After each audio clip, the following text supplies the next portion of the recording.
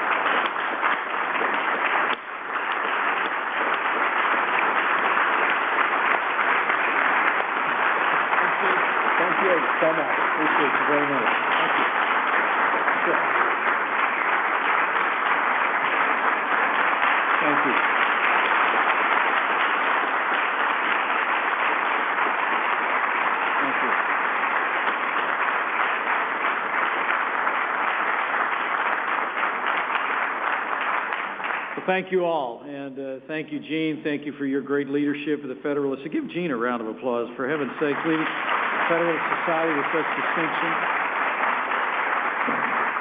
Thank you for the warm introduction to my friend. Leonard Leo, everybody, is in the house.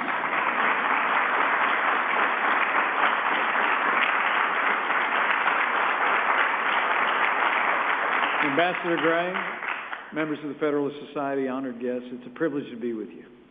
It's a privilege to be with you here, in this place, in Congress Hall, at such a time as this in the life of our nation. I bring you greetings, and I'm here today on behalf of the President of the United States of America, Donald Trump, who appreciates the Federalist Society and all that it stands for.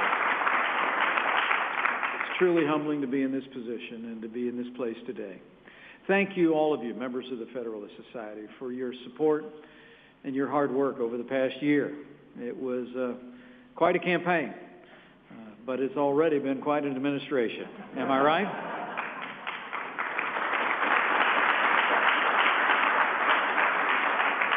But I know the President feels the same way as I do, that we're here in no small part because of your commitment and the ideals of the Federalist Society to restore the promise of America. And it's fitting that we're in Philadelphia today, in the shadow of Independence Hall, only steps away from where our founding fathers proclaimed ideals that have echoed throughout the ages. They declared these truths to be self-evident, that we are, all of us, created equal, and that we are endowed not by government, but that we are endowed, as the President himself recited this week in the National Prayer Breakfast, endowed by our Creator with the inalienable rights of life and liberty and the pursuit of happiness. That principle is at the center of the American experience, and it will always be.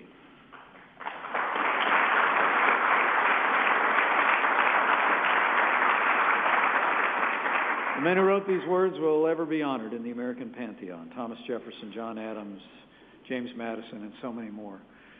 Documents they drafted, the Declaration of Independence, the year in which they signed it, 1776, are now synonymous with the freedom of the world. What they did that day is the greatest gift we have as sons and daughters of the United States. It's humbling to be so near to where they pledged to each other their lives, their fortunes, and their sacred honor. Yet our founders were not finished with their noble work, were they? In the words of Abraham Lincoln, they had labored to create an apple of gold. Now they needed a pitcher of silver to frame it in, to adorn, and to preserve the principles at the heart of our exceptional experiment in self-government. And so it would be 11 years later, in the summer of 1787, our founding fathers returned to Independence Hall. They came to craft a framework of government that would protect those timeless ideals, the ideals that bind us together as a people and give us purpose as a nation. They gave us the Constitution of the United States of America.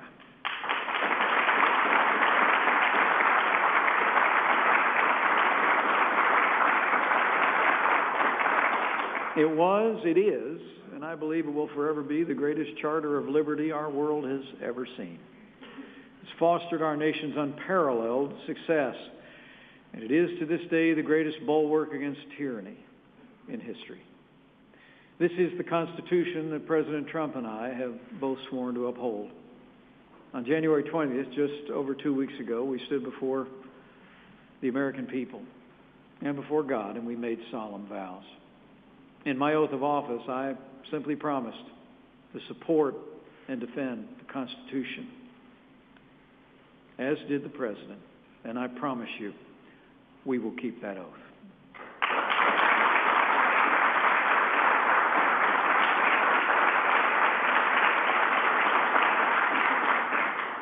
People keep asking me what it was like up there on the stage.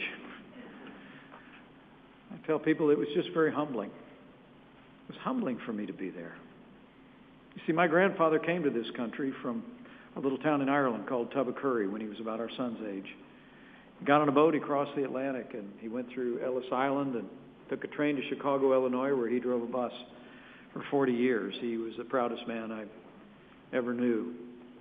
The fact that Richard Michael Cawley had the courage to cross that ocean is why Michael Richard Pence is now the Vice President of the United States of America. It is,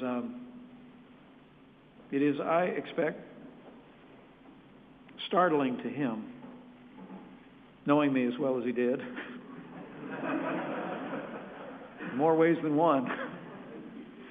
I found myself thinking up on that stage what that Irishman must be thinking looking down from glory, and I've only come to one conclusion. He was right. Not about me. He was right about America, where anybody can be anybody because of the system of liberty that we have enshrined in the Constitution and the founding documents of this nation.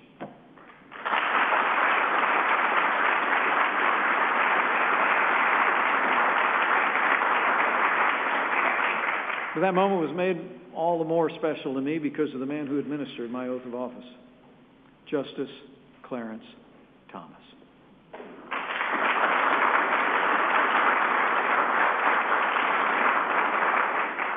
I'm privileged to have met Justice Thomas about a decade ago when I was a member of Congress, and privileged to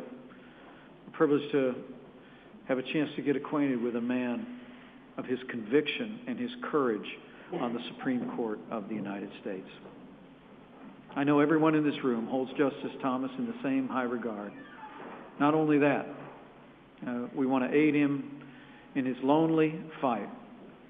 His lonely fight too often on the Supreme Court. And we can do that best by giving Justice Clarence Thomas another colleague on the bench who shares his courage and his commitment to our nation's guiding documents. And this we are doing.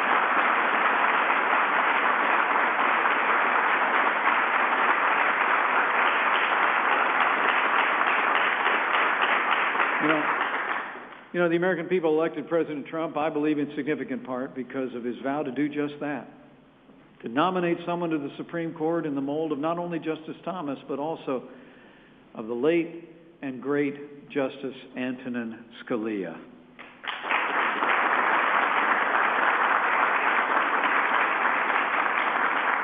It was such a special night earlier this week when we were joined not only by our nominee and his wife, but also by the widow of Justice Scalia and his son, who was with us there and shared that moment. Justice Antonin Scalia's devotion to the Constitution will be forever remembered by the people of the United States of America.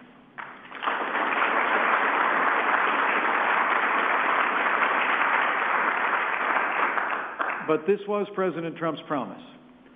And make no mistake about it, my friends, in the Federalist Society, we're in the promise-keeping business in Washington, D.C. now.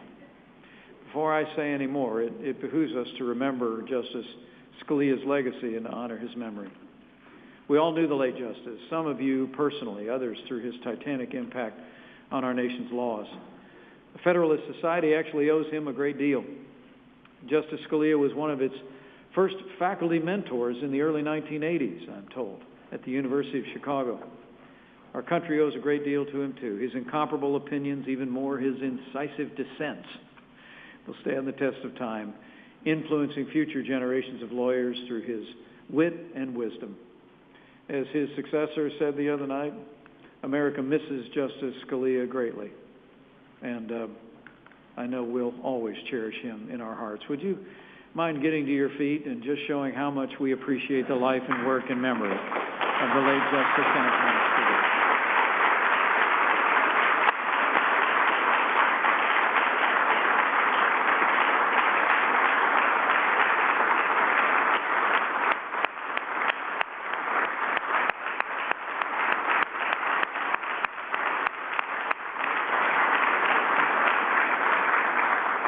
And I mentioned before that last week I had the great privilege to speak with the Justice's widow, Maureen.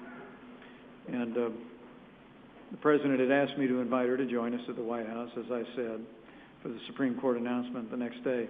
But during the conversation, I told her that President Trump was about to nominate a worthy replacement for her husband. And before I could go any further, she stopped me and said, "Actually, that's not how the President puts it."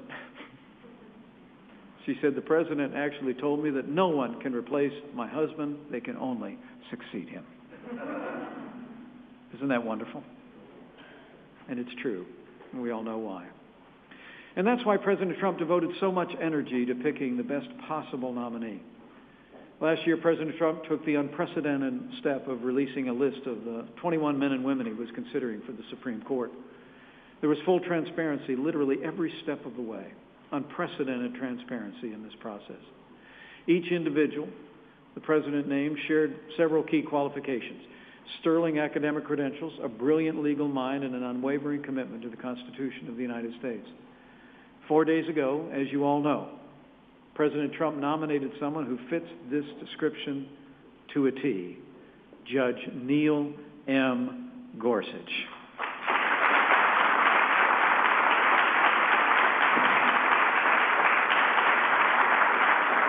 My friends, I can say with the utmost confidence, Judge Gorsuch is a worthy successor to Justice Antonin Scalia. By the grace of God and with what I know will be the tireless efforts of everyone in this room, I believe Neil Gorsuch will soon take his seat as an Associate Justice on the Supreme Court of the United States.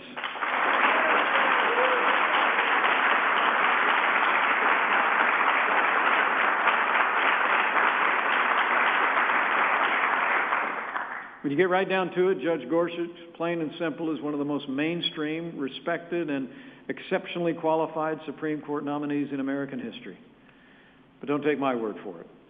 That was actually the conclusion of the American Bar Association in 2006.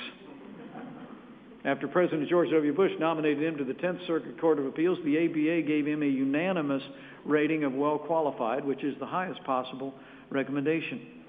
And the United States Senate agreed. Only 2 months after Neil Gorsuch's nomination to the Court of Appeals, the Senate confirmed him by a unanimous voice vote. And nearly a third of those senators on both sides of the aisle are still serving in the Senate today. A unanimous vote. As President Trump asked on Tuesday, can you believe that? Well, yes, you can. When you look at Judge Gorsuch's record ever since. In his decade on the 10th Circuit, he's established himself as a fair and impartial judge who's been faithful to the Constitution. He's well known by his peers as a keen legal thinker, and just as important, a clear legal writer. It's evident to all that he's a man also of high character and courage, indispensable qualities for a jurist. Over the past few days, it's been amazing to see the outpouring of support from those who know Judge Gorsuch and his work. Ed Whalen from the Ethics and Public Policy Center and a former clerk to Justice Scalia declared him, quote, a dedicated originalist and textualist who, quote, writes with clarity, force, and verve. The Wall Street Journal praised him as, quote, a distinguished choice who will adhere to the original meaning of the Constitution. And Leonard Leo, who of course is here, called him an exceptional jurist. By the way, Leonard, let me say again how much I and the President appreciate your tireless work on behalf of our country and the Constitution. We are grateful for all you have done.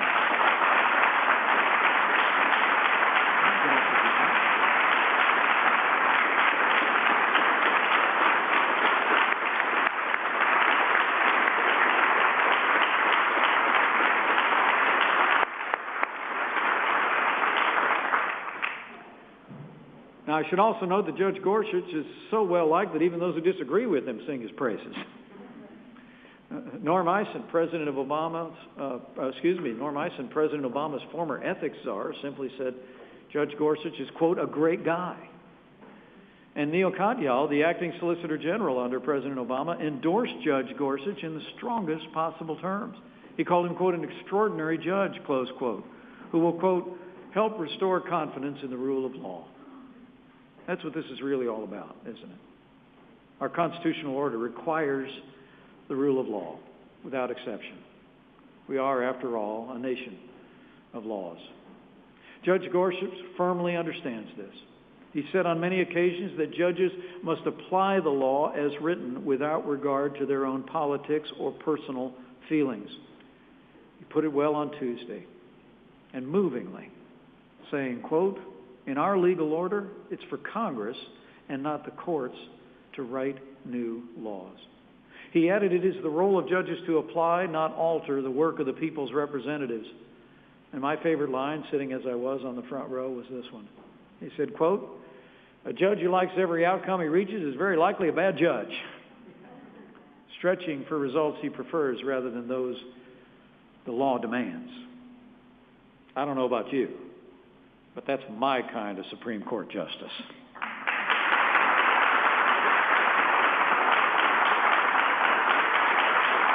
But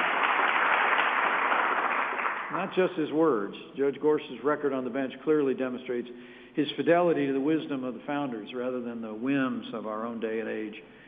He's written more than 200 published opinions in his decade on the 10th Circuit. And if you read them all, and some have, which the President's team, I promise you, did, an unmistakable picture emerges. He's an originalist and a textualist who will pick up right where Justice Scalia left off. Judge Gorsuch has such a long history of holding the separation of powers and the checks and balances between the three branches.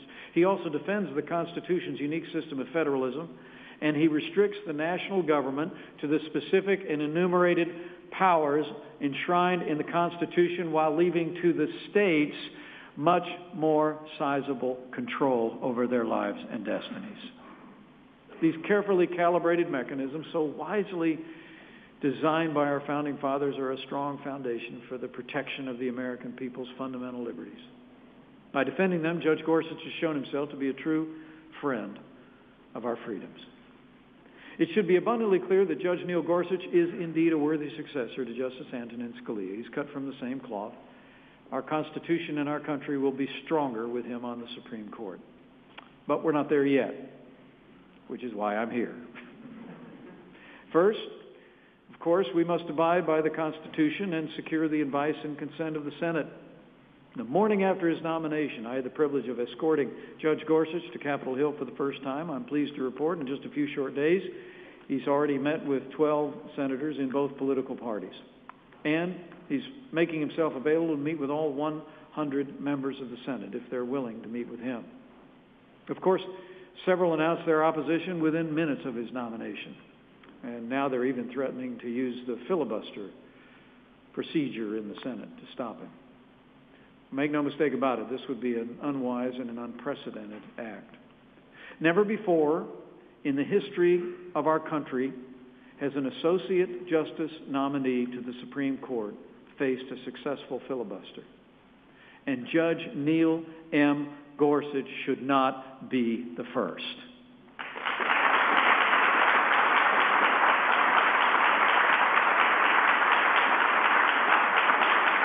Now let me say, President Trump and I have full confidence that Judge Gorsuch will be confirmed.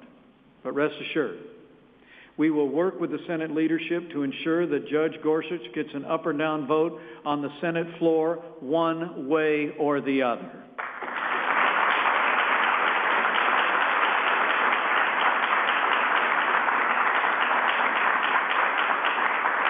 This seat does not belong to any party or any ideology or any interest group.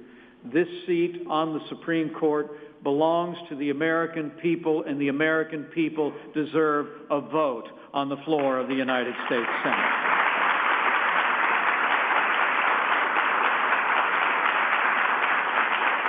And my friends, this is a historic time for our country. We're on the verge, literally, of reaffirming the supremacy of the Constitution in our nation's Supreme Court.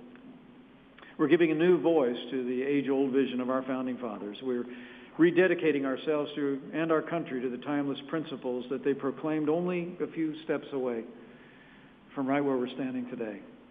Under President Trump's leadership, we're returning power to the American people, the rightful rulers of the greatest nation the world has ever known.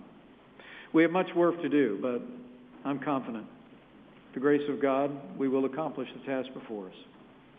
So let me just close by saying thank you. Thank you to all of you for your work as men and women of the law, participants in the Federalist Society, your own fealty to the Constitution of the United States and the way you live that out in your lives and in your careers.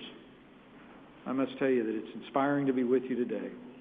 And I truly do believe that for all our nation has accomplished over these last 241 years, I'm absolutely confident that as we keep faith with the ideals that were first minted just a few steps away from here in our founding documents, in that Declaration and in that Constitution, the best days for America are yet to come. Thank you very much, and God bless you. And God bless you. And this great nation.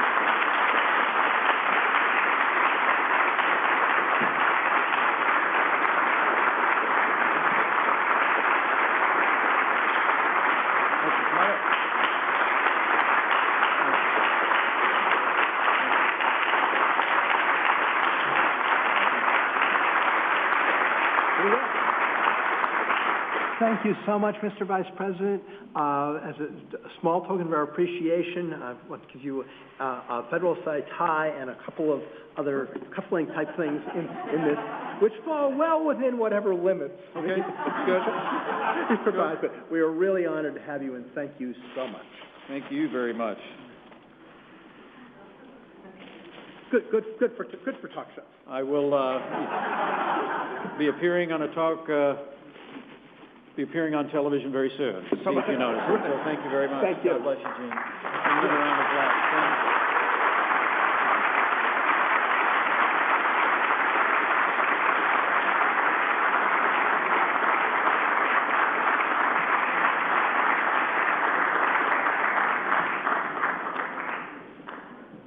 Can everybody please remain in their seats until the Vice President is left?